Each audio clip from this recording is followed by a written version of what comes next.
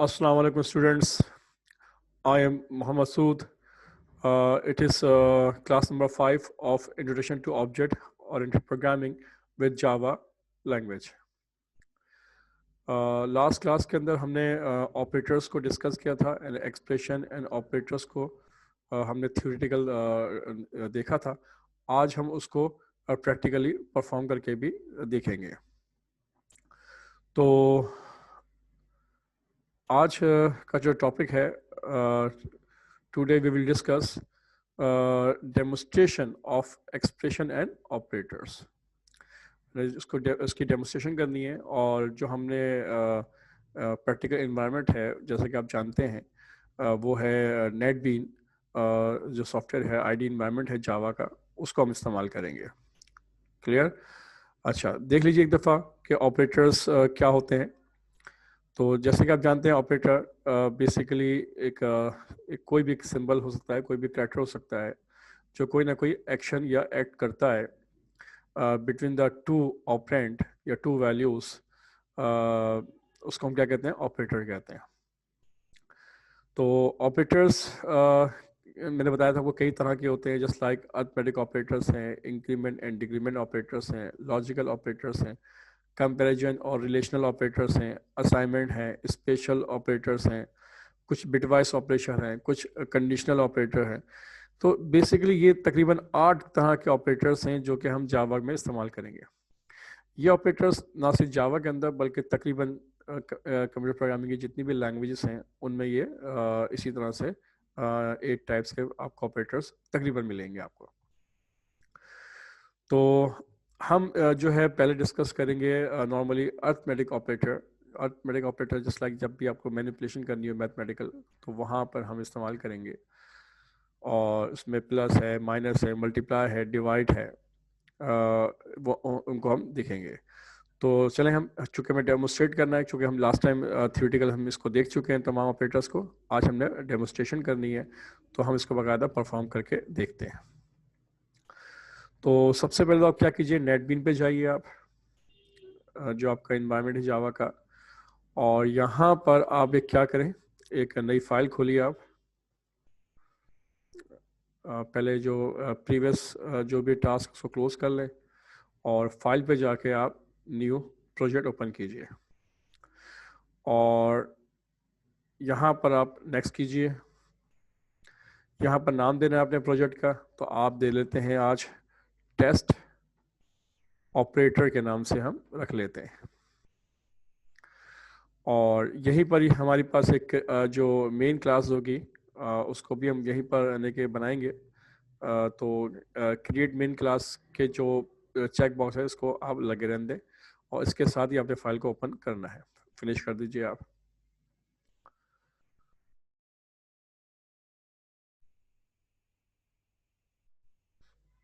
Sorry. तो देखिए आप यहाँ पर आपके पास पब्लिक क्लास टेस्ट ऑपरेटर की एक क्लास बन गई है और इसके अंदर एक मेन फंक्शन है. इसके अंदर हम आज ऑपरेटर के तमाम मिले के जो ऑपरेटर्स हैं उनको हम डिस्कस करेंगे और प्रैक्टिकली देखेंगे. मिसाल के तौर पर अच्छा, जो आपके ये कमेंट्स एरियाज हैं इनमें इनको आप रिमूव कर लें ताकि आप एक ही स्क्रीन पेज के ऊपर, फुल पेज के ऊपर आप इजीली काम कर सकें.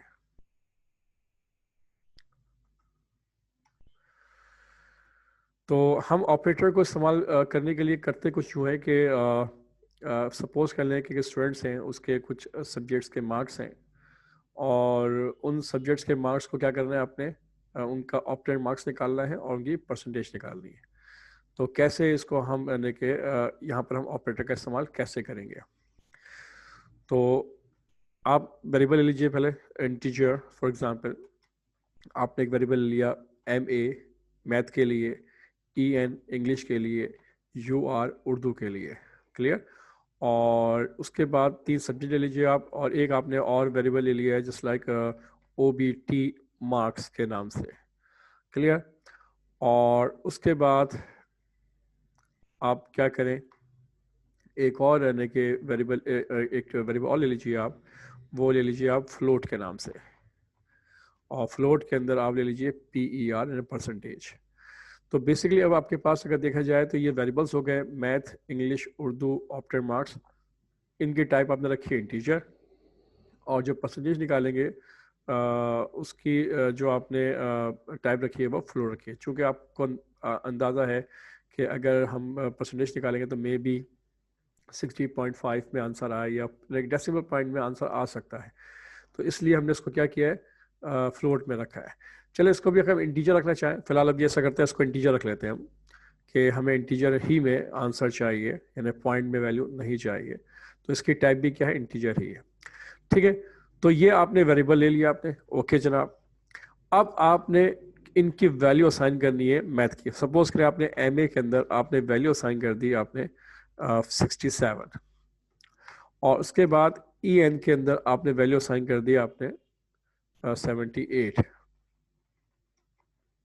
ओके, और UR के अंदर आपने वैल्यू असाइन कर दी 58। तो ये आपने सब्जेक्ट्स के जो मार्क्स है वो आपने डिफरेंट वेरिएबल्स के अंदर आपने असाइन कर दी, यानी कि मैथ के अंदर 67, EN के अंदर यानी इंग्लिश के अंदर 78, और UR का मतलब है उर्दू के अंदर 58। अब आपने इसका ऑप्टेड मार्क्स निकालना है, तो कैसे निकालेंगे आप, OBTMAR के ऑप्टेड मार्क्स आपने लिखा, और उसमें आपने कह दिया कि equal to MA plus EN plus UR। तो देखिए बिल्कुल सिंपल वे में आपने एक एक्सप्रेशन लिखी है। जैसे कि जानते हैं एक्सप्रेशन का मतलब क्या होता है कि combine the constants and variables is together और result in put up one line, जो उसका आंसर आता है वो एक रिजल्ट बना के आपको देता है, तो उसे हम क्या कहते हैं, एक्सप्रेशन कहते हैं। तो यहाँ पे देखिए एक एक्सप्रेशन बन गई है, math plus English plus Urdu, इनको जमा किया गया, बीच में क्या है, प्लस का ऑपरेटर इस्तेमाल किया है। क्लियर, ये कौन सा ऑपरेटर है, मैथमेटिकल या अर्थमेटिकल ऑपरेटर है। इसका काम क्या है कि मैथ को, इंग्लिश को, उर्दू की वैल्यूज को क्या कर दें आप, ऐड करके किस में डाल दें आप, ऑप्टेड मार्क्स में ऐड कर दें। क्लियर जनाब, ठीक है जनाब, यहाँ पे आपने प्लस को आपने इस्तेमाल कर लिया। उसके बाद आप निकालना चाहते हैं परसेंटेज, PER, परसेंटेज, और परसेंटेज के अंदर आपने क्या किया, आपने कहा भाई जो ऑप्टेड मार्क्स है उसको मल्टीप्लाई कर दो किससे, 100 से, जो कि परसेंटेज का फार्मूला है, और डिवाइड कर दो किससे, 300 से। सॉरी। तो देखिए यहाँ पे आपने क्या किया है कि आपने ऑप्टेड मार्क्स और परसेंटेज आपने यहाँ पर कैलकुलेट की है, और सेकंड जो एक्सप्रेशन है भी मैथमेटिकल ऑपरेशन है, लेकिन इस ऑपरेशन के अंदर आपने देखें मल्टीप्लाई का जो ऑपरेटर है वो भी इस्तेमाल किया, और आपने डिवाइड के लिए आपने स्लैश का भी सिंबल इस्तेमाल किया है आपने। क्लियर, तो ये आपने सिंपल आपने एक कैलकुलेशन की है आपने इन वेरिएबल्स को लेते हुए आपने। अच्छा, यहाँ पे याद रखिए कुछ वेरिएबल्स यूज़ किया और कुछ कांस्टेंट भी है। मिसाल के तौर पर जो आपने 100 लिखा है मल्टीप्लाई के साथ, ये कांस्टेंट वैल्यू है। 300 भी क्या है, ये भी एक कांस्टेंट वैल्यू है। तो चूंकि एक्सप्रेशन की डेफिनेशन क्या है कि combine the variables and constants, clear, and calculate the end manipulate the value in the single value, okay. तो ये आंसर जो है, ये डिफरेंट वैल्यूज़ हैं जो कि कैलकुलेट होने के बाद पुटअप कर देगा, एक आंसर आएगा, एक वैल्यू आएगी सिंपल, वो किस में आ जाएगी, वो PER वेरिएबल्स के अंदर आ जाएगी। अब मैं अगर इसको डिस्प्ले करना चाहूँ तो डिस्प्ले कर सकते हैं आप, सिंपल system.out.println। जैसा कि जानते हैं ये जावा की एक आउटपुट स्टेटमेंट है, फंक्शन है, जिसके ज़रिए आप कोई मैसेज प्रिंट कर सकते हैं। आपने प्रिंट कर दिया ऑब्टेन मार्क्स, और बाहर कॉमा देकर आप जो वेरिएबल है OBTMARKS आपने प्रिंट कर दिया। तो OBT मार्क्स यहाँ पे क्या एरर आ रहा है, system out dot print line,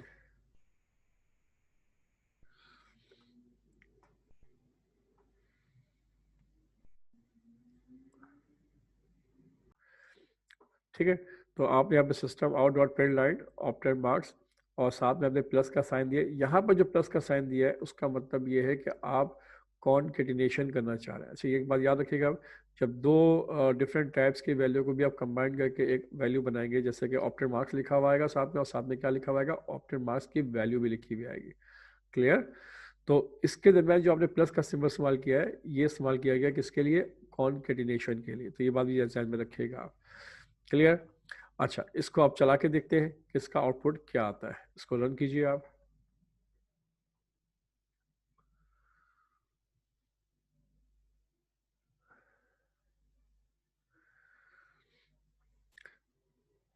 यानी 67, 78 एंड 58 को जब इसने सम किया, तो यहाँ पर देख लीजिए आप कि आपके पास जो रिजल्ट्स आया है वो आपके पास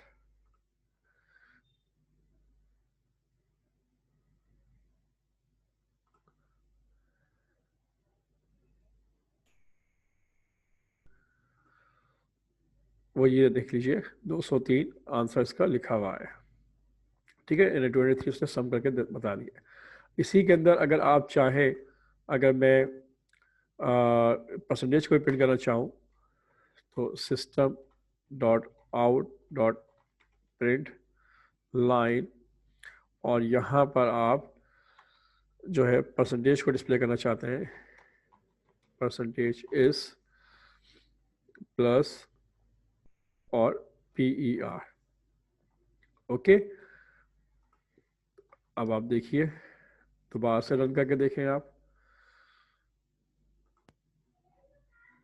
तो यहाँ देख लीजिए आप कि ऑप्टेड मार्क्स 23 है और परसेंटेज क्या आई है, 67। अच्छा, इसके साथ में परसेंटेज का सिंबल भी इस्तेमाल करना चाहता हूँ, तो क्या करेंगे आप, प्लस का सिंबल दोबारा इस्तेमाल करेंगे आप, डबल क्वेश्चन लिखेंगे आप, और पर्सन का जो सिंबल है वो इस्तेमाल करेंगे। क्लियर? तो देखें अब आउटपुट में क्या फ़र्क आता है। तो यहाँ देख लीजिए आप, जो ये रेड कलर का बॉक्स है, यहाँ देखिए कि ऑप्टेड मार्क्स 203 और परसेंटेज क्या लिखी हुई आ रही है, 67%। ओके, अगर यहाँ पे वैल्यू चेंज कर लेंगे आप, 67 की जगह पे आप सपोज करें आप 50 कर लेते हैं, आप इधर भी 50 कर लेते हैं, आप इधर भी 50 कर लेते हैं, यानी तमाम सब्जेक्ट में 50 मार्क्स ही हैं सपोज करें, तो आप नोट कीजिएगा जो इनके ऑप्टेड मार्क्स आएंगे वो 150 आएगा, और जो परसेंटेज बनेगी वो क्या बनेगी, 50 बनेगी। इसको ज़रा कंफर्म कर लीजिए, चेक कर लीजिए आप। तो देख लीजिए यहाँ पे आप, ऑप्टेड मार्क्स 150 बन गया है, परसेंटेज क्या आ गई है, 50 आ गई। तो इसका क्या मतलब है कि आपका प्रोग्राम बिल्कुल सही आपने बनाया है, और इसमें जो आपने प्लस का ऑपरेटर इस्तेमाल किया है आपने, वो भी आपने इसको कंफर्म कर लिया, चेक कर लिया कि यहाँ पे प्लस हो रहा है, और यहाँ पर क्या हो रहा है, मल्टीप्लाई हो रहा है, और यहाँ पर क्या हो रहा है, डिवाइड हो रहा है। क्लियर? इसमें कोई मसला, कोई इशू? तो उम्मीद करता हूँ ये आपको जो मैथमेटिकल ऑपरेटर थे वो आपको समझ में आ गए होंगे। उसके अलावा एक ऑपरेटर हम और देख लेते हैं यहीं पर ही फ़िलहाल। मिसाल के तौर पर अगर मुझे एक वेरिएबल है, एक वैल्यू है, फर्स्ट करें एक वेरिएबल ले लेते हैं इंटीजर a, और इसकी वैल्यू हम रख लेते हैं, सपोज करें 5, और एक वेरिएबल इंटीजर b है, इसकी वैल्यू रख लेते हैं हम 3। क्लियर? तो अब मैं चाहता हूँ कि मुझे इसको डिवाइड करना है, लेकिन मुझे जो वैल्यू फाइंड आउट करनी है वो रिमाइंडर निकालना चाहता हूँ। तो मैं क्या करूँगा, एक वेरिएबल और ले लिया मैंने यहाँ पर, इंटीजर c सपोज करें। क्लियर? तो यहाँ पे लिखा आपने c इक्वल टू, और यहाँ पर आपने कह दिया a परसेंट एट 3। तो इसका मतलब क्या है, सॉरी 3 की जगह पे आप b लिख दीजिए आप। इसका मतलब क्या है कि आप 5 को डिवाइड कर रहे हैं किससे, 3 से। ये जो सिंबल यहाँ पे इस्तेमाल होगा ये एज ए डिवीजन के लिए होगा, लेकिन डिवीजन के अंदर याद रखिएगा हमेशा दो ऑपरेशन होते हैं। एक होता है, एक ऑपरेशन ये होता है कि वो कोफिशिएंट निकालता है, क्वेश्चन निकालता है, और एक होता है जो रिमाइंडर निकालता है। तो यहाँ पे जो पर्सन का सिंबल होगा वो उसका काम क्या होगा, वो फाइंड आउट करेगा कि इसका रिमाइंडर क्या है। क्लियर? मिसाल के तौर पर अगर मैं यहाँ पे स्लैश इस्तेमाल करूँ, तो 5 को डिवाइड करेगा 3 से, तो आंसर क्या आएगा, 5 वन ज़ा 5, तो इसका आंसर आना चाहिए 1। ओके, आप प्रिंट करके चेक कर लीजिए, print system dot out dot print line, और यहाँ पर आप मैसेज दे दीजिए, आप सपोज करें कि C equal to A divide by B. Clear? B. अच्छा, ए का मतलब असल में है क्या नॉर्मली 5 है, और बी का मतलब क्या है नॉर्मली 3 है। सिर्फ समझाने के लिए बता रहा हूँ आपको मैं। तो इसका आंसर क्या आएगा अगर देखेंगे हम, तो यहाँ पर अगर आप कहते हो प्लस के साथ अगर आप सी को डिस्प्ले करोगे तो आउटपुट आपका क्या आएगा, चेक करते हैं आप। क्लियर? अच्छा, ये जो प्रोग्राम ऊपर जो है ये तो ऐसे ही चलेगा, ये या इसको क्या कर लें आप, चाहे तो आप इसको रिमूव कर लें। सिर्फ इतने ही प्रोग्राम देख लीजिए आप कि आपने सिर्फ इस्तेमाल करना है डिवाइड के सिंबल को। तो मैं ऐसा करता हूँ, इन तमाम प्रोग्राम को यहाँ से रिमूव करता हूँ फिलहाल। सिर्फ अभी आप क्या चेक कर रहे हैं कि डिवाइड के ऑप्शन को देखना चाहते हैं, डिवाइड डिवीजन कैसे हो रही है। तो रन कीजिए, तो इसका आंसर क्या आना चाहिए, 1 आना चाहिए। 3 वन ज़ा 3, 3 वन ज़ा 3, और उसके बाद आंसर क्या आएगा इसका 1 पॉइंट कुछ समथिंग आना चाहिए। देख लीजिए इसका आंसर क्या आ रहा है, 5 को डिवाइड 3 से किया तो उसका आंसर क्या आ रहा है, 1 आ रहा है। ठीक है, अगर फर्ज करें कि सी की वैल्यू जो है वो फ्लोट में रखेंगे आप, और अब चेक करके देखते हैं कि अब इसका आंसर क्या आ रहा है, 1.0 शो कर रहा है वो। ठीक है, लेकिन 1.0 नहीं होगा, ये आई थिंक 1.5 आएगा, ताकि क्योंकि डेसिमल में वैल्यू ली जा रही है। कहने का मतलब ये, मुझे असल में डिवीजन तो समझ में आ रहा है कि वो डिवाइड कर रहा है, लेकिन मुझे असल में बेसिकली डिवीजन नहीं करना, मुझे इसका रिमाइंडर चाहिए। तो रिमाइंडर मालूम करने के लिए आप मैथमेटिकल ऑपरेटर के अंदर एक और ऑपरेटर है जो इस्तेमाल करेंगे, वो है परसेंट का सिंबल। इसका काम क्या है, इसका काम है डिवाइड करने के बाद जो रिमाइंडर वैल्यू बचेगी वो आएगी। तो अगर आप 5 को डिवाइड करते हैं 3 से, तो 3 वन ज़ा 3, और रिमाइंडर में वैल्यू क्या बचेगी 2। तो उसका आंसर क्या आना चाहिए, 2 आना चाहिए। तो अब आप यहाँ पर आप एज ए रिमाइंडर के तौर पर उसको आप लेना चाह रहे हैं, तो इस बात को ध्यान में रखिएगा। सॉरी, तो इसका आंसर 2 आना चाहिए। चेक करें ज़रा, ये देख लीजिए यहाँ पे कि C equal to 5, reminder 3 equal to क्या आंसर आया, 2 आया। क्लियर? तो परसेंट का जो सिंबल इस्तेमाल करेंगे वो उसका मकसद होगा कि आपने रिमाइंडर वैल्यू मालूम कर ली है। क्लियर? अच्छा, एक बात तो यहाँ पे क्लियर हो गई कि किस तरह से आप जो है मैथमेटिकल ऑपरेटर इस्तेमाल करेंगे, या आपने बाकायदा डेमोस्ट्रेट करके देख लिया आपने। अच्छा, अब एक और चीज़ कि जब मैं ये वैल्यू लेता हूँ फ्लोट के अंदर, क्योंकि अगर मैं डिवाइड करना चाहूँ फॉर एग्जांपल, और मैं कहता हूँ कि डिवाइड कीजिए आप और आंसर दीजिए सी का, तो इस केस में आंसर आना चाहिए असूलन, अगर 5 को डिवाइड करते 3 से, तो 3 वन ज़ा 3, और उसके बाद जो वैल्यू बचती है आपकी 2, और फिर 2 को मज़ीद डिवाइड करेंगे आप उसमें पॉइंट लगाने के बाद, तो वो 3 6 ज़ा 80। तो आई थिंक 3.6 समथिंग आंसर इसका आना चाहिए डेसिमल पॉइंट के अंदर। तो अभी फिलहाल जो इसका आंसर आ रहा है, चूंकि आपके ये दो जो वैल्यूज है, दो वेरिएबल जो है, ये इनकी टाइप इंटीजर है, और जो आपका जो रिजल्टिंग वेरिएबल है यानी सी, उसमें जो आप टाइप आपने डिफाइन किया वो फ्लोटिंग की है। तो फिलहाल वो कर क्या रहा है, वो फ्लोटिंग वेरिएबल ले तो रहा है, लेकिन आंसर जो दे रहा है वो आपको दे रहा है किसमें, जो डेसिमल पॉइंट की वैल्यू है वो उसको इग्नोर कर रहा है। आप नोट करें यहाँ पे आंसर आ रहा होगा 1.0 आ रहा होगा। ठीक है, अगर मुझे बिल्कुल एक्चुअल आंसर चाहिए तो यहाँ पर एक काम कीजिए, यहाँ पर आप लिख दीजिए फ्लोट, यानी टाइप कास्टिंग कर दीजिए कि मुझे जो आंसर चाहिए वो फ्लोट में चाहिए। यानी आप बता दें कि जो टाइप इंटीजर वेरिएबल है ये है क्या असल में, ये एक फ्लोटिंग टाइप को उसको आप कन्वर्ट कर रहे हैं। मतलब मैंने बता रहा है कि कन्वर्जन हो रही है कि ये जो वेरिएबल है ए और बी, ये बेसिकली फ्लोट टाइप की वैल्यू है। अच्छा, इस तरह से अगर वो एक्सेप्ट नहीं कर रहा तो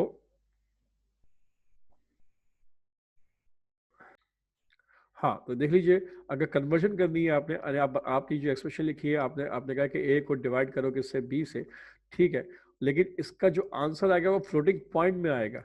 तो आपने यहाँ पे एक टाइप कास्टिंग का कॉन्सेप्ट इस्तेमाल किया है, यानी आपने कहा कि फ्लोट टाइप में कन्वर्ट करके सी के अंदर क्या करो, आप स्टोर करो। तो अब आप जब इसको रन करके देखेंगे तो इसका जो आउटपुट आएगा वो बिल्कुल यानी कि एग्जैक्ट आउटपुट आएगा, यानी कि 1.666 आएगा। देखिए, आप रन करके देखें, आप यहाँ देख लीजिए आप कि जो रेड रंग का बॉक्स बना हुआ है इसमें देख लीजिए आपका आंसर जो आ रहा है 1.66 आ रहा है। यानी अगर बिल्कुल देखिए एग्जैक्ट यानी कि वैल्यू चाहिए आपको कि अगर डेसिमल पॉइंट की वैल्यूज अगर आ रही है और आपको उसी में ही आंसर चाहिए, तो आपके चूंकि वेरिएबल ए जो है वो इंटीजर है, बी जो है वो भी इंटीजर है, तो यहाँ पे आपको एक टाइप कास्टिंग करनी पड़ेगी, यानी कि उसकी कन्वर्जन करनी पड़ेगी कि इन इंटीजर टाइप के आंसर को आपने कन्वर्ट करना इनटू द फ्लोटिंग पॉइंट के फ्लोटिंग वैल्यूज के अंदर, चूंकि सी वेरिएबल जो है उसकी टाइप जो है वो फ्लोटिंग है। तो आपने सिंपल क्या किया कि इसको इस तरह से आपने एक सिंपल जो जिस टाइप कास्टिंग में जिस टाइप में भी आपने चेंज करना है, आप वो कीवर्ड यहाँ पे इस्तेमाल करेंगे और उसको आप ब्रैकेट में लिखेंगे। अगर फ्लोट है तो FLOAT फ्लोट लिख दीजिएगा, अगर डबल वैल्यू है तो DOUBLE डबल लिख दीजिए आप, या अगर आपके पास लॉन्ग इंटीजर है या लॉन्ग है तो आप लॉन्ग लिख सकते हैं। तो ये डिफरेंट जो टाइप्स मैंने आपको बताई थी वो यहाँ पर आप कर सकते हैं। हाँ, अगर इंटीजर वेरिएबल ए ये भी फ्लोट होता और बी भी फ्लोट होता तो फिर आपको कन्वर्जन की जरूरत नहीं पड़ती, क्योंकि आपके पास तमाम के तमाम वेरिएबल जो है जितने भी ऑपरेंट हैं वो सब एक ही टाइप के हैं, तो फिर आपको टाइप कास्टिंग यानी कि सिमिलर करने की जरूरत नहीं पड़ती। तो ये बात भी ध्यान में रखिएगा कि अगर आपके पास यानी कि अगर तीनों जो वेरिएबल्स हैं उनकी टाइप सेम है तो फिर आपको टाइप कास्टिंग की जरूरत नहीं है, या जितने भी वेरिएबल्स हैं अगर उनकी टाइप सेम है तो उनको आप कन्वर्ट नहीं करेंगे आप। हाँ, अगर जो ऑपरेंड है उनकी टाइप कुछ और है और जो आंसर चाहिए उसकी टाइप कुछ और है, तो जो आंसर चाहिए जिसके अंदर उसके हिसाब से क्या करना पड़ेगा आपको, उसकी आपको यहाँ पे टाइप कास्टिंग के लिए आपको उसका कीवर्ड जो इस्तेमाल करना पड़ेगा आपको। क्लियर? तो ये था आपका जो मैथमेटिकल ऑपरेटर थे वो मैंने आपको आज बताए कि किस तरह से आपने मैथमेटिकल कैलकुलेशन आपने करनी है और किस तरह से मैथमेटिकल ऑपरेटर इस्तेमाल करेंगे, और साथ साथ मैंने आपको एक टाइप कास्टिंग का कॉन्सेप्ट भी दे दिया कि किस तरह से आप डेटा को चेंज करेंगे एक टाइप से दूसरी टाइप के अंदर। क्लियर? और इसकी ज़रूरत उस वक्त पड़ती है कि जब आपको आंसर चाहिए किसी और डेटा टाइप के अंदर और जो वेरिएबल है वो उनकी टाइप जो है वो डिफरेंट है, तो उस केसेस के अंदर आपको टाइप कास्टिंग का कॉन्सेप्ट जो है अप्लाई करना पड़ेगा। अच्छा, इसके बाद ये मैथमेटिकल ऑपरेटर हो गया। अब हम देखते हैं इसके आगे जो ऑपरेटर थे, जस्ट लाइक अर्थमेटिक के बाद आपके पास है इंक्रीमेंट एंड डिक्रीमेंट ऑपरेटर। ठीक है, इसको भी हम डेमोस्ट्रेट करके देखते हैं। मिसाल के तौर पर यहाँ पर आपके पास एक वेरिएबल है ए, उसके लिए वैल्यू स्टोर की हुई है 5, एक वेरिएबल है बी, इसके लिए वैल्यू स्टोर कर रखी है आपने 3, और आपने यहाँ पे इंक्रीमेंट और डिक्रीमेंट ऑपरेटर इस्तेमाल करना है। फॉर एग्जांपल आपने कहा कि जी ए प्लस प्लस, सिंपल। तो याद रखिएगा इस वक्त वैल्यू ऑफ ए कितनी होगी? क्लियर? तो यहाँ पे आपने सिंपल ए को डिस्प्ले करवाया है, चूंकि वैल्यू ऑफ ए डिस्प्ले करनी है, ए की वैल्यू 5 थी, लेकिन आपने यहाँ पर जो है एक वेरिएबल जो है ए प्लस प्लस आपने कर दिया है, तो इधर आउटपुट क्या आएगा? तो चूंकि 5 के अंदर एक वैल्यू ऐड हो जाएगी यहाँ पर, तो ए की अंदर वैल्यू क्या आ जाएगी? 6 आ जाएगी। यानी इंक्रीमेंट आपने ऑपरेटर इस्तेमाल किया है,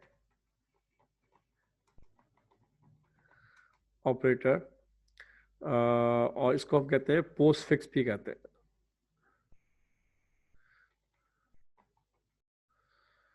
post fix increment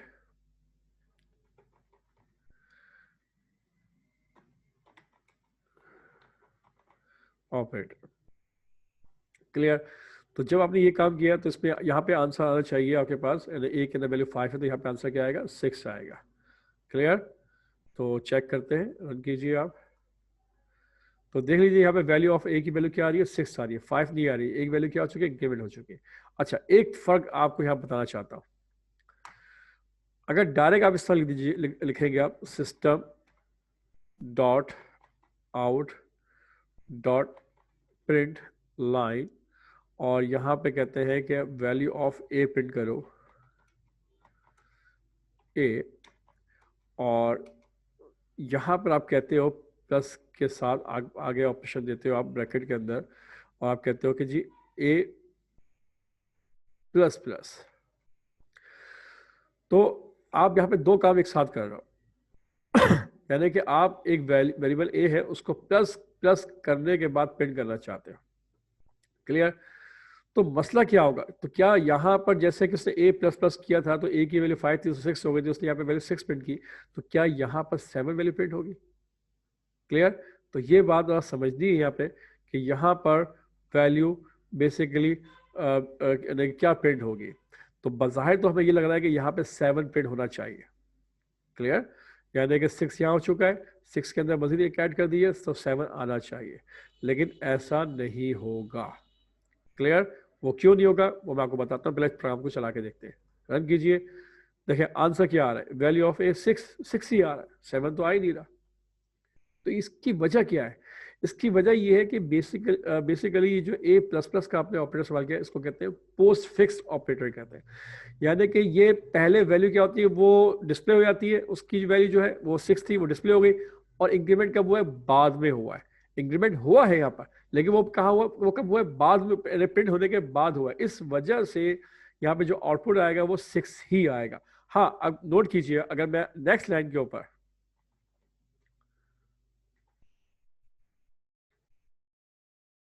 next line के ऊपर आप एक काम कीजिए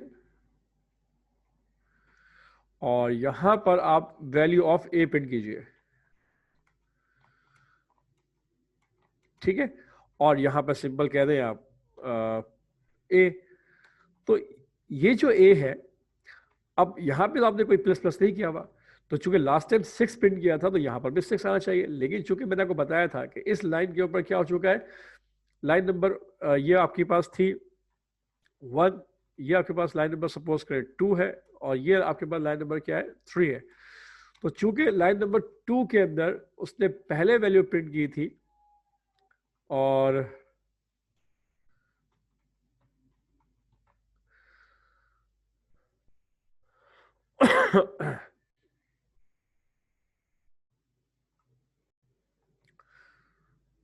तो यहां पर होगा क्या कि जो आंसर उसका आउटपुट 7 आया था वो 7 यहाँ पे अब डिस्प्ले होगा, हालांकि यहाँ पे प्लस प्लस नहीं किया वहां पे, लेकिन चूंकि वहां 6 प्रिंट करने के बाद ए के अंदर वैल्यू इंक्रीमेंट हो गई थी और उसने उस जब लाइन को अपने बाद में प्रिंट किया तो वहां पर उसका आंसर क्या आएगा? 7 आएगा। आप चेक कर लीजिए, देखिए यहाँ पे 6 है, फर्स्ट लाइन पे 6 है, सेकेंड लाइन के ऊपर भी 6 है, लेकिन थर्ड लाइन के ऊपर क्या आंसर आ रहा है? 7 आ रहा है। हालांकि इंक्रीमेंट जो हुआ है वो सेकेंड लाइन के ऊपर उसकी इंक्रीमेंट हुई है। तो पोस्ट फिक्स में इस तरह से होता है। अच्छा, एक और लाइन देख लीजिए आप,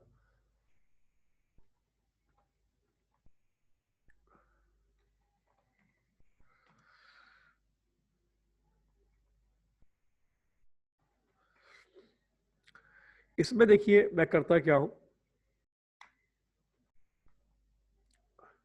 कि वैल्यू ऑफ ए प्रिंट करता हूं, लेकिन मैं साथ में करता क्या हूं कि प्लस प्लस ए कर देता हूं।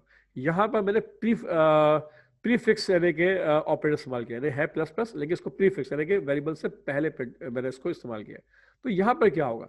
यहां पे ये होगा कि पहले वो उस वेरिएबल ए के अंदर वैल्यू इंक्रीमेंट करेगा और उसके बाद प्रिंट करेगा। तो यहां पर क्या होगा, क्योंकि वेरिएबल की वैल्यू लाइन नंबर 3 के ऊपर 7 हो चुकी है, तो यहाँ पे वैल्यू क्या प्रिंट करेगा? यहाँ पे इसका आंसर जो आएगा वो 8 आएगा। चेक कर लीजिए आप कंफर्म करने के लिए।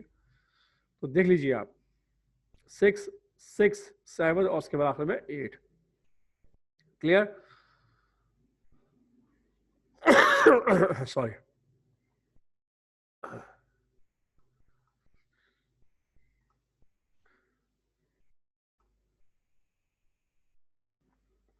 तो यहाँ पे आंसर क्या है आपके पास? 8 आंसर है, ये चेक कर लीजिए आप। तो इस तरह से भी बाज़ दफ़ा ऐसा होगा जब आप इस तरह ए प्लस प्लस का ऑपरेशन इस्तेमाल करेंगे या प्लस प्लस ए को इस्तेमाल करेंगे, तो इसमें आपने सोचना होगा कि उस वक्त वो हो क्या रहा है। क्या दो ऑपरेशन एक साथ तो नहीं हो रहे? जैसे यहाँ पे दो ऑपरेशन एक साथ हो रहे हैं, यानी एक वैल्यू प्रिंट भी की जा रही है साथ साथ, और साथ साथ आप उसको प्लस प्लस भी कर रहे हो ए के साथ। तो यहाँ पर दो ऑपरेशन हो रहे हैं। तो पहला जो काम हुआ वो ये हुआ कि जब प्रिंट वैल्यू प्रिंट हुई, उसके बाद प्लस प्लस का ऑपरेशन हुआ और उसके बाद जो ए की वैल्यू थी वो प्रिंट की गई है। तो यहाँ पर इस्तेमाल किया गया है इसको कहते हैं प्रीफिक्स इंक्रीमेंट ऑपरेटर, ठीक है? और यहाँ पर क्या है? Post fixed. तो याद रखिएगा, यहाँ से यहाँ तक का जो एक्शन है वो पहले हुआ, तो इस वजह से जो वैल्यू लास्ट टाइम प्रिंट हुई थी 6, तो इधर भी वैल्यू क्या प्रिंट हुई? 6। और ऑपरेशन जो कि पोस्ट फिक्स बाद में हुआ है, तो वो जो ए वेरिएबल की वैल्यू जो है वो 7 हो चुकी है, लेकिन जो प्रिंटिंग से पहले जो प्रिंट हो रहा था उस वक्त उसकी वैल्यू क्या थी, वो 6 थी, तो वहाँ पर 6 प्रिंट कर दिया। तो इस बात को आपने अपने प्रोग्रामिंग में आपने बड़े से एहतियात से इसको लिखना होगा कि कहाँ पर आप प्लस प्लस यानी कि पोस्ट वेरिएबल इस्तेमाल करना चाहते हैं या प्रीफिक्स इस्तेमाल करना चाहते हैं। ये आपकी रिक्वायरमेंट पे डिपेंड करता है कि आप प्रोग्राम जो बना रहे हैं उसमें किस किस्म की रिक्वायरमेंट है, तो उस हिसाब से आप उसको यूज़ करोगे आप। तो आप इसी तरह से जैसे प्लस प्लस यूज़ करते हैं, इसी तरह से आप माइनस माइनस भी आप इस्तेमाल कर सकते हैं। उसमें क्या होता है कि प्लस प्लस में आप एक इंक्रीमेंट करते हैं और माइनस माइनस के अंदर आप क्या करते हैं, एक वैल्यू को आप डिक्रीमेंट करते हो आप। क्लियर? तो ये है बेसिक कॉन्सेप्ट इस पूरे देखिए ऑपरेशन का, इंक्रीमेंट ऑपरेटर और डिक्रीमेंट ऑपरेटर, जो कि मैंने आपको आज बताया। तो दो ऑपरेटर मैंने आपको आज करके परफॉर्म करके मैंने बता दिए हैं। एक जो है वो मैथमेटिकल ऑपरेटर्स हैं और दूसरे कौन से हैं, दूसरे हैं इंक्रीमेंट ऑपरेटर और डिक्रीमेंट ऑपरेटर। उसके बाद आगे चलते हैं हम। उसके बाद आपके पास तीसरा ऑपरेटर है जिसे हम कहते हैं लॉजिकल ऑपरेटर। अच्छा, लॉजिकल ऑपरेटर से पहले हम एक और ऑपरेटर को डिस्कस कर लेते हैं, वो है हमारे पास रिलेशनल ऑपरेटर। ठीक है, रिलेशनल ऑपरेटर को पहले देख लेते हैं कि इसमें इसको पहले परफॉर्म कर लेते हैं, उसके बाद हम लॉजिकल ऑपरेटर को देखेंगे। रिलेशनल ऑपरेटर के अंदर ये 6 तरह के ऑपरेटर हैं, यानी कि इक्वल, डबल इक्वल टू है, इसका मतलब है कि चेक करते हैं कि क्या दो वैल्यू जो है बराबर है। इसके बाद नॉट इक्वल टू है, इसमें चेक किया जाता है कि दोनों वैल्यू क्या है, जो वेरिएबल्स की वैल्यूज़ हैं वो नॉट इक्वल है, दोनों वैल्यूज जो है उसको चेक किया जाता है। इस पर चेक किया जाता है कि पहली वैल्यू को दूसरी वैल्यू से चेक किया जाता है कि क्या पहली वैल्यू दूसरी वैल्यू से बड़ी है। इसके अंदर ये लेस देन का सिंबल है, इस पर चेक किया जाता है कि पहली वैल्यू दूसरी वैल्यू से क्या छोटी है। ठीक है, इसमें चेक किया जाता है कि पहली वैल्यू जो है दूसरी वैल्यू से बड़ी या बराबर है। इसी तरह से इस केस के अंदर देखिए लेस देन और इक्वल टू, इसमें चेक किया जाता है कि जो पहली वैल्यू है वो या पहला जो ऑपरेंड है वो दूसरे वैल्यू से छोटा या बराबर है। इस तरह से ये 6 तरह के ऑपरेशन या कंपैरिजन होते हैं। तो इनके अगेंस्ट जो आउटपुट आता है, याद रखिएगा वो 0 आता है या 1 आता है। क्लियर? तो इसको हम चेक करते हैं। ये यहाँ पर जितनी भी एक्सप्रेशन बनेगी लॉजिकल बनेगी। क्लियर? इनको हम लॉजिकल ऑपरेटर, इसका जो आउटपुट आएगा लॉजिकल आएगा, यानी 0 या 1 की फॉर्म में आएगा। तो इसको भी जरा हम डेमोन्स्ट्रेट करके देखते हैं। ठीक है जनाब, एक काम कीजिए, इसको रिमूव कीजिए। यहाँ पर मैं लिख देता हूँ, फिलहाल बात कर रहे हैं लॉजिकल और रिलेशनल ऑपरेटर्स की,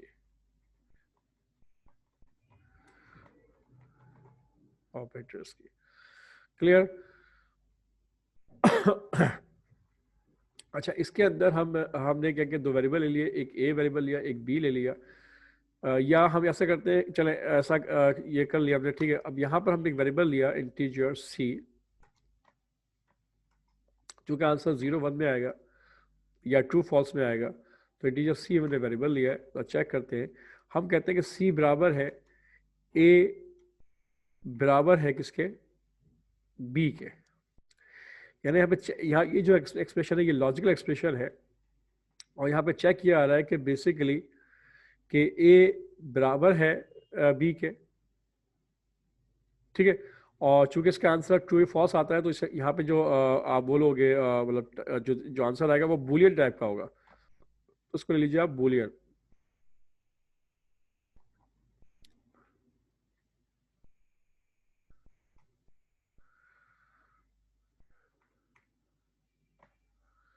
बूलियन वेरिएबल है। अब देखें सी में आंसर क्या आएगा। अब ए की वैल्यू क्या 5 है और बी की वैल्यू 3 है, तो ज़ाहिर है दोनों वैल्यू क्या है, बराबर नहीं है। तो उसका आंसर सी में क्या आना चाहिए, फॉल्स आना चाहिए। आप प्रिंट करके देख लीजिए आप।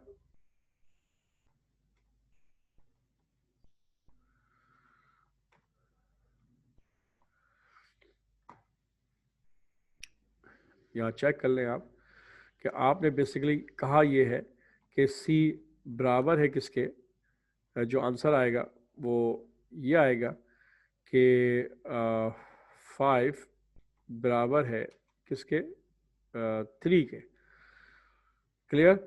और इसका आउटपुट क्या आएगा, तो चेक करें इसका आउटपुट क्या आएगा। यहाँ पर चेक कीजिए,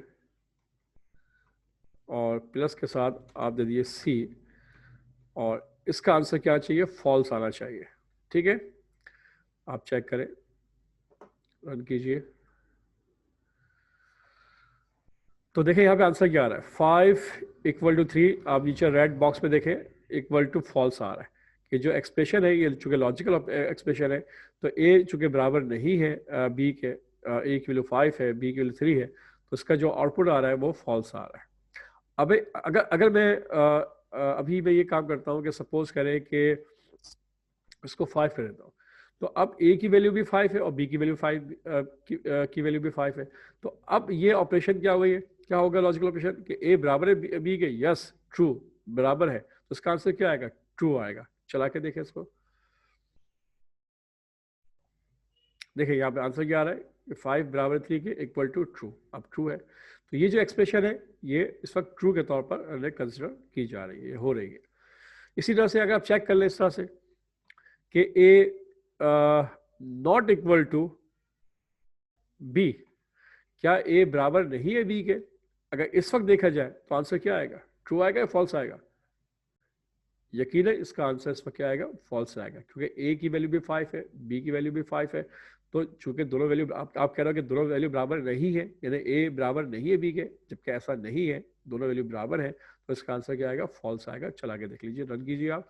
तो यहाँ पे देखिए आंसर, देखिए कि नॉट इक्वल टू की बात हो रही है, नॉट इक्वल टू का मतलब ये होता है, तो इसका आंसर क्या आएगा कि और 5, ये भी 5 है और ये भी 5 है, तो 5 बराबर नहीं है 5 के, तो आउटपुट आपका क्या आएगा, फॉल्स आएगा। ठीक है, चूंकि वो वैल्यू क्या है, बराबर है, तो इस बात को ध्यान में रखिएगा आप। क्लियर। इसी तरह से आप एक और ऑपरेशन इस्तेमाल कर सकते हैं, आप यहाँ पर आप कि ए ग्रेटर देन बी। ठीक है, अब यहाँ पे कहा जा रहा है कि क्या ए बड़ा है बी के, ए की वैल्यू बड़ी है बी से। आप इधर भी आप चाहे तो आप सिंपल समझाने के लिए आप डिस्प्ले कर सकते हैं कि चेक किया जाए कि क्या क्या ए और ए की वैल्यू क्या है, 5 है, और बी की वैल्यू भी क्या है, 5 है। तो ऐसा तो नहीं है, यानी कि ए की वैल्यू बी से बड़ी नहीं है, तो आंसर क्या आएगा, फॉल्स आएगा। इसको भी आप चेक कर लीजिए, रन कीजिए, इसका आंसर क्या आ रहा है, फॉल्स आ रहा है। ठीक है, सॉरी। अच्छा, यहाँ पर आप एक काम करें, जो ए की वैल्यू है उसको आप कर लीजिए 9 कर लें आप। अब बी की वैल्यू क्या है, 5 है। ठीक है जनाब, अब आप यहाँ पे कह रहे हैं कि ए ग्रेटर देन बी, यानी कि ए बड़ा है बी से, और यहाँ पर आप से आउटपुट के लिए आप शो कर सकते हैं कि 9 की वैल्यू जो है वो चेक कर रहे हैं आप किससे, बी से, यानी बी की वैल्यू 5 है, तो इसका आंसर क्या आना चाहिए, ट्रू आना चाहिए। चला के देख लीजिए आप, तो लिखा हुआ आ रहा है कि 9 जो है वो ग्रेटर देन है किससे, 5 से, तो ट्रू। अच्छा, एक काम और कीजिए, मुझे बार बार यहाँ पे वैल्यू डिस्प्ले करनी पड़ रही है, यानी कि मैं जब वैल्यू यहाँ चेंज करता हूँ तो मैं इधर भी वैल्यू क्या करता हूँ, चेंज करना पड़ता है मुझे आउटपुट के अंदर। मैं चाहता हूँ कि जब मैं वैल्यू यहाँ चेंज करूँ तो उसके मुताबिक उसका आंसर यहाँ पे ऑटोमेटिक आ जाए, और मुझे यहाँ पर आउटपुट के अंदर वैल्यू चेंज ना करनी पड़े। तो क्या करेंगे, इसको आप देखते हैं जरा। यहाँ पर क्या करें, आप डबल ब्रैकेट क्लोज कीजिए। अच्छा, उसके बाद प्लस का सिंबल लगाइए, और आप वेरिएबल दे दीजिए यहाँ पर आप ए। क्लियर। फिर प्लस का सिंबल इस्तेमाल कीजिए आप। फिर यहाँ पर जो भी आपने सिंबल देना है, ग्रेटर सिंबल देना है या लेसर सिंबल देना है, वो आप यहाँ पे दे देंगे आप। अब दूसरी वैल्यू चाहिए आपको, तो उसके लिए भी क्या करोगे आप, यहाँ पर आप वेरिएबल दे लीजिए आप बी, और उसके बाद उसको आप ऐसे कर लीजिए।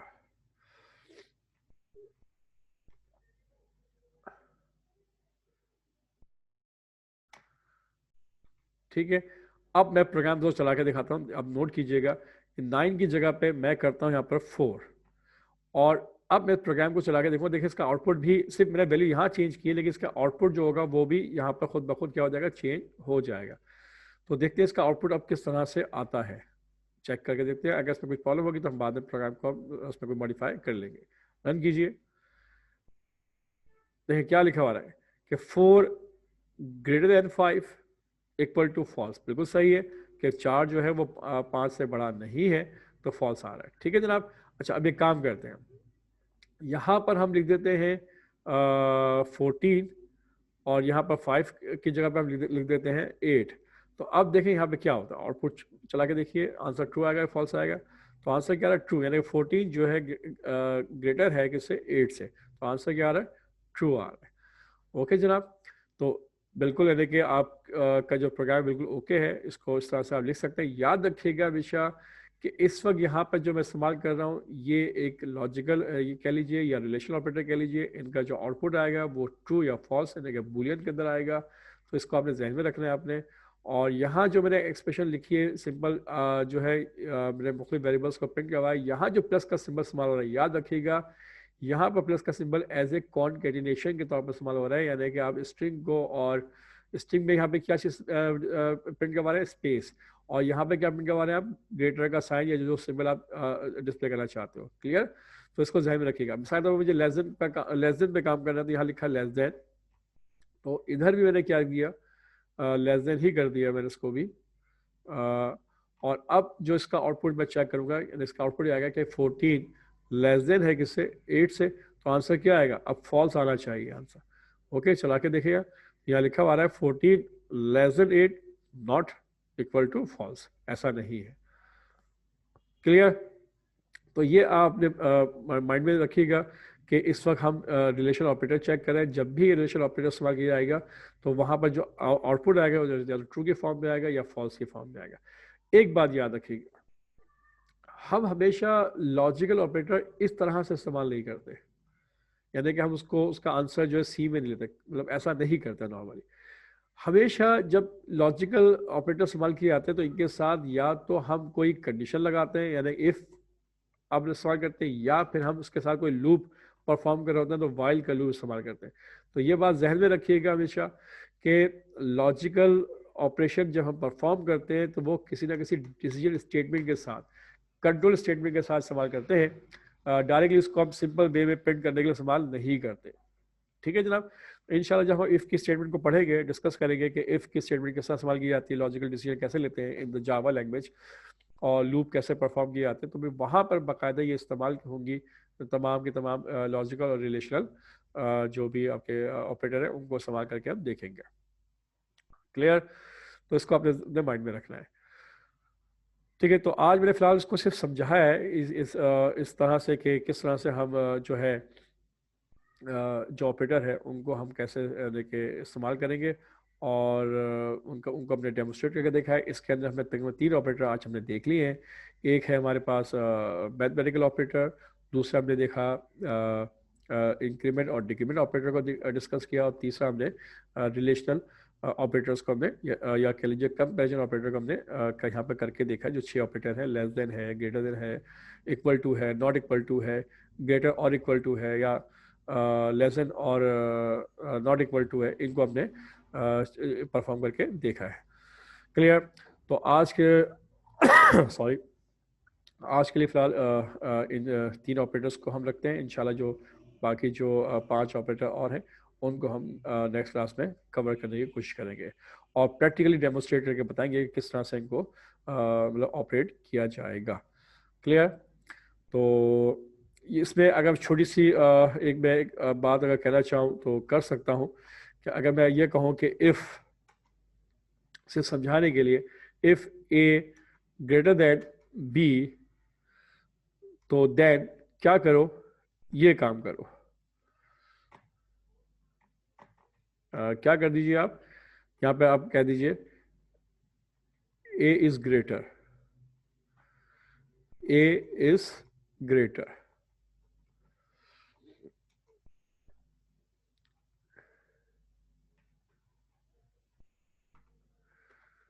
ठीक है। और अगर एल्स है, ऐसा नहीं है, फॉल्स है, तो system dot out dot print line के अंदर कह दीजिए आप कि बी इज ग्रेटर।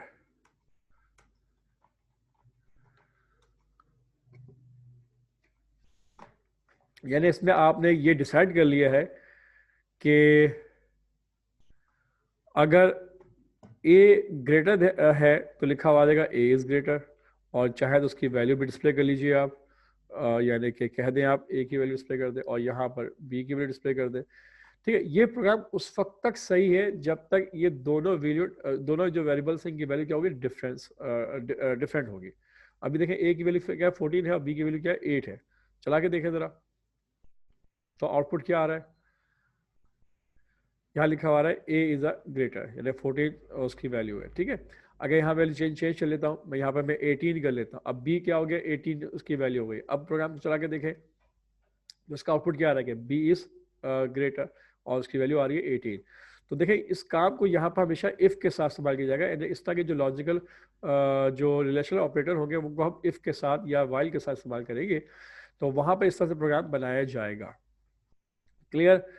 तो ये कॉन्सेप्ट है डिसीजन मेकिंग का भी साथ साथ है, ये चैप्टर भी आगे आएगा, लेकिन बहरहाल मैंने आपको सिर्फ एक इन ऑपरेशन को इस्तेमाल करके बताया कि इन जो लॉजिक जो रिलेशनल ऑपरेटर होते हैं उनको डायरेक्ट प्रिंट नहीं करवाया जाता, बल्कि उनके साथ कोई ना कोई इफ़ या वाइल की कंडीशन या लूप इस्तेमाल किया जाता है। क्लियर हो गई बात? हाँ, इस प्रोग्राम में भी एक प्रॉब्लम है। वो प्रॉब्लम ये है कि प्रोग्रामर ने सिर्फ दो ही बातें सोची थी कि अगर ए बड़ा होगा या बी बड़ा होगा, यानी ए की वैल्यू बड़ी होगी या बी की वैल्यू बड़ी होगी। लेकिन अगर दोनों वैल्यू सेम हो जाए तो आउटपुट क्या आएगा? अब ये बात सोचिए जरा आप। ठीक है, सॉरी, कि अब दोनों वैल्यू अगर लेकिन सेम है तो यहाँ तो कंडीशन आप प्रोग्राम ने लगाई है कि ए ग्रेटर देन बी। अगर ऐसा है तो ए इज अ ग्रेटर, और अगर ऐसा नहीं है तो बी इज ग्रेटर।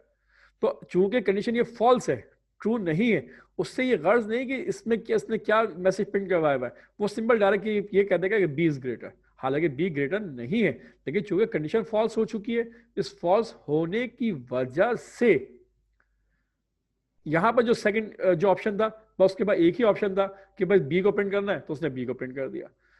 प्रोग्रामर ने ये सोचा ही नहीं था कि अगर बी, अगर ए ग्रेटर देन नहीं है तो जरूरी नहीं है कि बी भी ग्रेटर देन हो सकता है दोनों वैल्यू बराबर भी हो सकती है।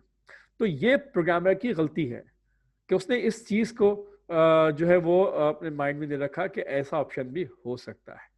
क्लियर हो गई बात? तो अगर उसको भी चेक करना है तो फिर मजीद हम कंडीशन लगा सकते हैं इस एल्स के अंदर।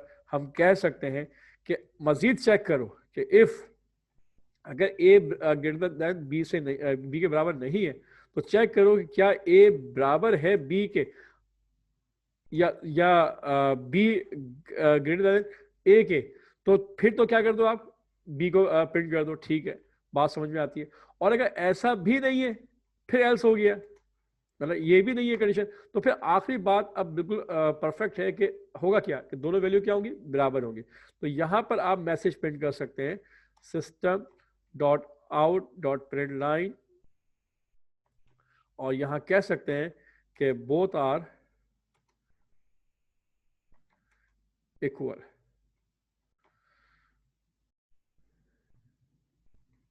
ए and b value both are equal. ठीक है जनाब, अब इसको प्रोग्राम को चला के देखते हैं जरा।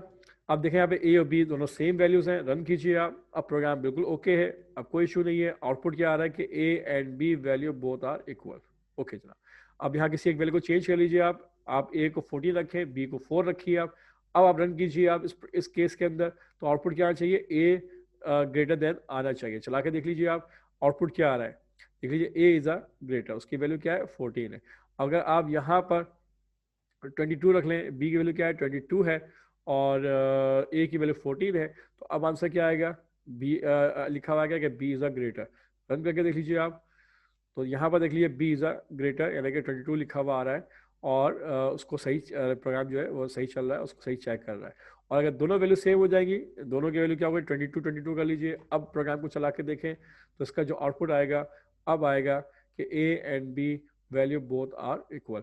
तो अब आपने प्रोग्राम जो है बिल्कुल परफेक्ट या बिल्कुल ओके आपने प्रोग्राम बनाया है। और यहाँ पर जो आपने इफ़ की कंडीशन इस्तेमाल की है, इस इफ़ के अंदर, इस एल्स के अंदर एक और इफ इस्तेमाल किया है। इस कॉन्सेप्ट को हम कहते हैं नेस्टेड कंडीशन भी कहते हैं। ये हम आगे चल के पढ़ेंगे। आपने सी लैंग्वेज में ये कॉन्सेप्ट पढ़ा हुआ है बहरहाल, लेकिन मैं फिर भी इसको इनिशियल तरीके से पढ़ाऊँगा इन द जावा लैंग्वेज। तो लेकिन यहाँ पर मैंने आपको इम्प्लीमेंट करके बता दिया है, इस तरह से आप इसको करेंगे। ओके।